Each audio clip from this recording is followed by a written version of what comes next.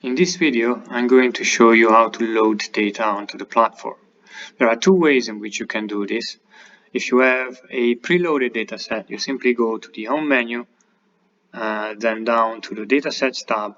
You will see a list of the available datasets. Select one and just click on Load. You can also download a PGX file for each one of your datasets or the original input CSV files.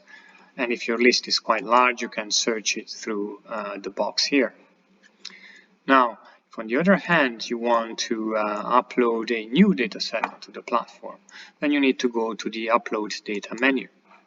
Here, you will need to have 3 files in CSV format according to the instructions provided in our online documentation.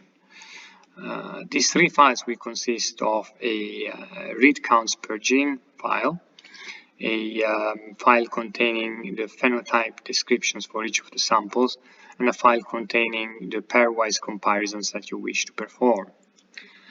With the latest iteration of the platform, you actually don't need to have the contrasts files anymore. In fact, it's enough for you to just upload the samples and counts files, as I'm doing right now. And then you can basically now generate the contrast files using the new tab here called contrasts. Now you notice that when I uploaded the 2 files, a couple of plots were generated. There is no contrast plot because I didn't upload that file. And these plots provide you a quick overview of your data structure. Now if we go to the Contrasts tab, you can see several boxes here. In the scroll down menu, you can select the phenotype you are interested in.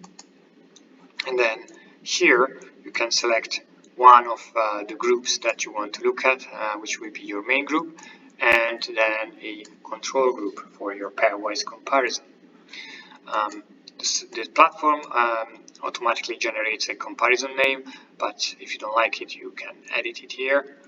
And then once everything is ready, just click on the Add Comparison button and your new comparison will appear at the bottom here. We have added a feature that allows you to perform automated contrasts. So the way you use it is by selecting a phenotype from the straight scroll down menu and then clicking on the Add Auto Contrasts button. However, this is still an experimental feature and not all the contrasts always make sense. So I suggest that you exert caution when using it and control all the automatically generated contrasts manually to make sure they reflect the analysis you want to perform. Another extra feature that we added is the ability to visualize a PCA, TSNE or UMAP plot of your data. So if you look here now, we have a PCA plot. You can change it to a TSNE plot or a UMAP plot. And this allows you to see the structure of your data and select the pairwise comparisons that you want to perform in a way that makes sense. Now, once you're happy that your contrasts are ready, you can go to the Compute tab. Here you see a series of boxes where you can select the name of your dataset, the type of data of your experiment, and some description providing further details.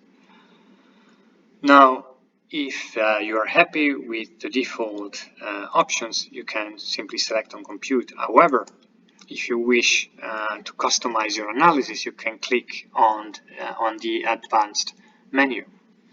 And here you will see several options that you can tick or untick by clicking on a box. So for example, by default, the platform will only look at protein coding genes. If however you're interested in looking at non-coding genes as well, you will want to unclick this button. The same goes for gene tests. You can perform various combinations of different gene tests.